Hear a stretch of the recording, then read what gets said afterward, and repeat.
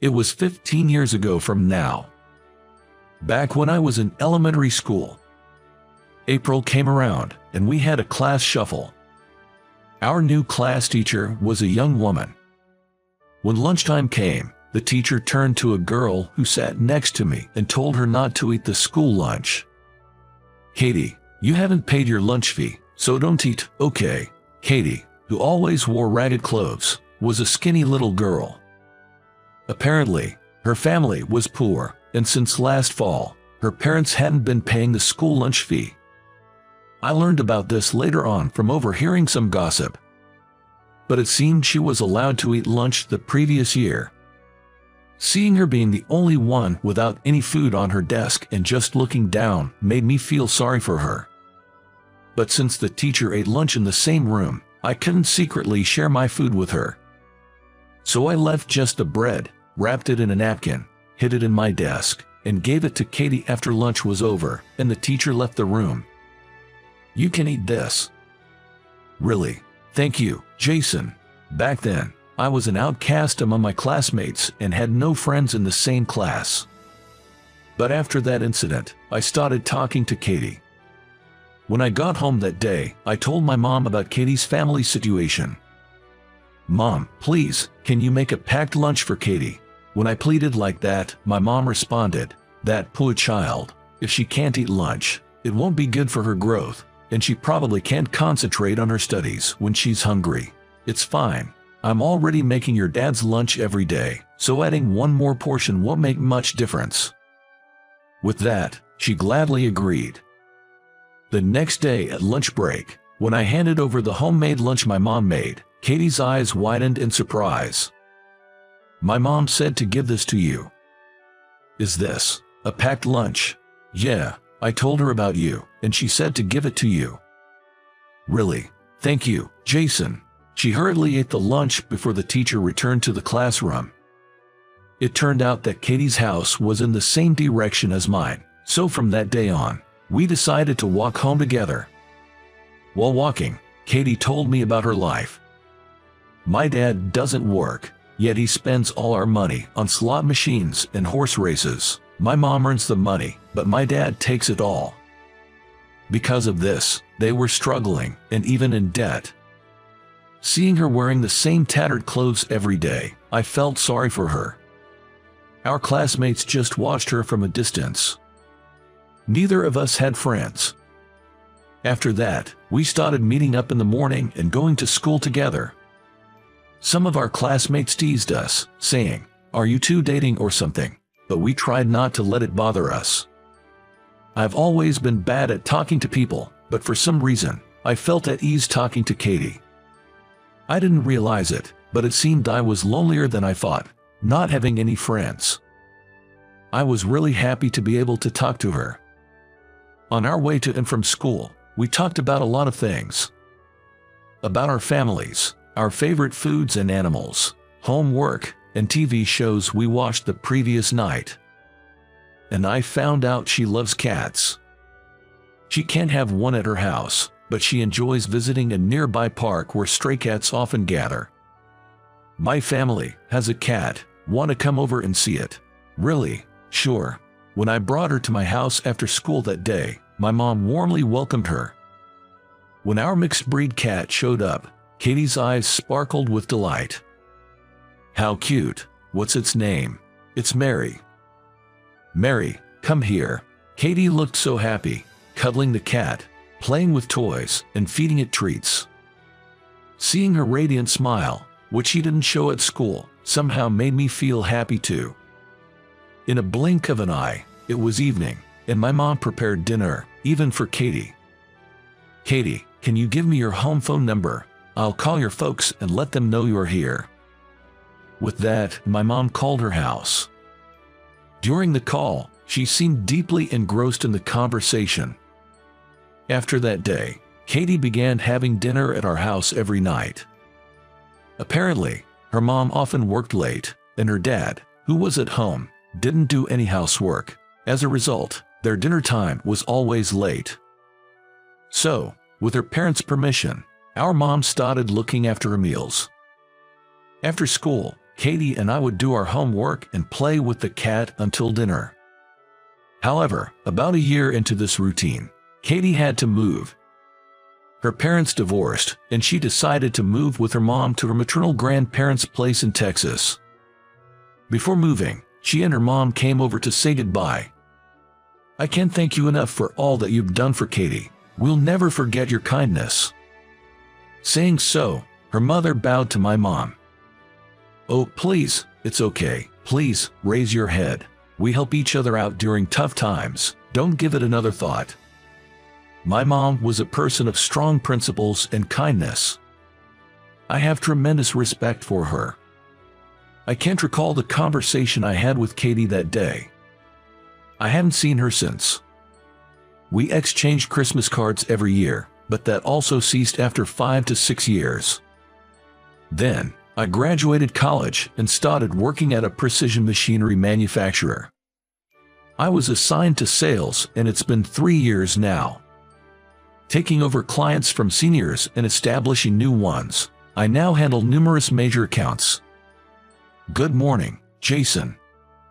My colleague, Mike, from the next desk greeted me. "Good morning. Tomorrow we've got a meeting with AB Electronics. It's a big deal that's vital for the company. You pumped and prepared?" "Yes, I'll have it ready for review later." As we talked, a secretary called out to Mike. "Mike, there's a call for you from AB Electronics." Picking up the phone, Mike's face turned pale rapidly. "What? How could this? Yes, I see. I'm terribly sorry. Right away, please, can you give us one more chance?" "Wait, hold on."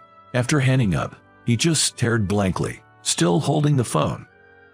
"What happened?" Turning to me, he said, "Jason, you gave the wrong time to AB Electronics for our meeting, didn't you? They thought the meeting was yesterday. They're furious that we stood them up. This deal is toast. It's your fault." "What? But wasn't it you who communicated the schedule to them?" "What? You're trying to pin this on me." I wanted to throw his words right back at him. To begin with, I hadn't communicated the schedule to the client at all. Mike had arranged the schedule and then informed me about it later. And yet, trying to blame it on me. He reported the matter to his boss, and Supervisor Johnson went to apologize on his behalf. However, they wouldn't listen, and in the end, the deal with AB Electronics fell through. When Johnson returned, he said to me, "Jason, what have you done? Because of you, the crucial deal we staked our company's future on has been ruined. How are you going to make this right?" "But sir, it wasn't me who informed them about the schedule. It was Mike." "Enough. No excuses. You've caused harm to the company. Maybe you should consider resigning." That's something Johnson always says when he's angry. "Wait, I really don't want to quit." "Then bring in a contract worth the same amount as the machine we were going to sell to AB Electronics within 3 days, or you are fired." How could I possibly secure such a deal in just 3 days? I was at a loss for words after hearing Johnson's ultimatum. But then, I remembered something. There's a client who's currently considering purchasing the same machine we were planning to sell to AB Electronics. They always try to haggle the price down, constantly negotiating for discounts. I'd almost given up, thinking they had no intention of buying. But now, I had to somehow close the deal with them. I quickly revised the quotation and set an appointment with that client. Upon arriving at their company, a man named Kevin assisted me. "I've brought a new quotation today." I handed him the quote, and Kevin scrutinized it. "Can't you go a little lower?" "I really can't go any lower. We've adjusted the price several times already," I pleaded with Kevin, putting on a distressed look. "Please, Kevin, I'm sure our equipment will be very beneficial to your company. We'll even include regular maintenance." Kevin pondered, crossing his arms. "I get what you're saying, but at this price, my superiors might not approve. I personally want to purchase it, but how about I explain the benefits directly to your boss, maybe over a meal or something?" "That might be difficult. My boss is pretty busy. I'm begging you, Kevin, please just give me a chance to discuss it over dinner." I pleaded desperately. The machine sells for tens of thousands of dollars. For our company, the cost of a dinner would be insignificant compared to the sale. All right, I'll ask, but my boss is out right now, so I'll get back to you another day. That's fine. Thank you so much.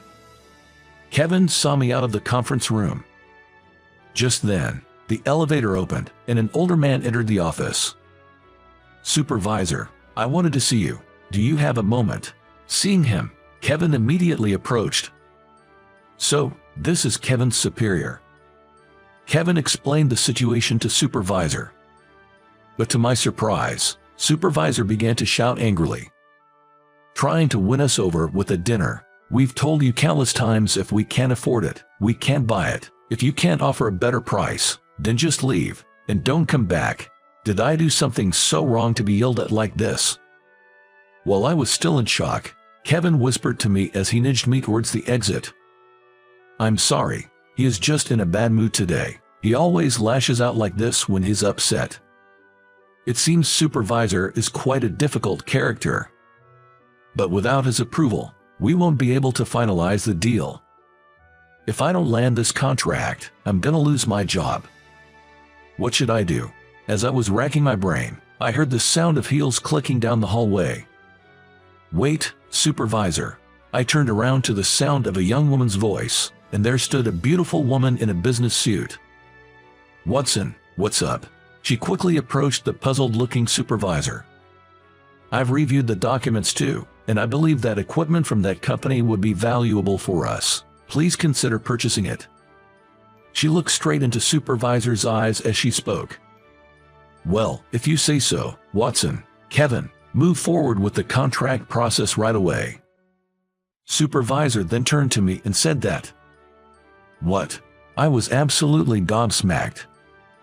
For a moment, I had no idea what had just happened. So, you're saying you'll make the purchase? Yes, Jason. Can't say no when the boss's daughter asks. Now can we? Boss's daughter. This woman. As I looked at her, she smiled and said, Jason, long time no see. Don't you remember me? Even though she said that. I don't recall knowing any Watson. But as I continued to gaze into her face, it felt somewhat familiar. Wait, who are you again? She spoke up again.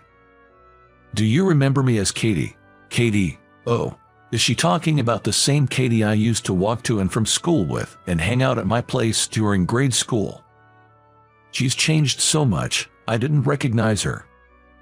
Whoa, it's been like 15 years, hasn't it? Yeah, so nostalgic. I saw your name on the business card attached to the documents and thought it might be you. Really? But boss's daughter. Actually, my mom remarried when I was in high school, and I took on the name Watson. Wow, really?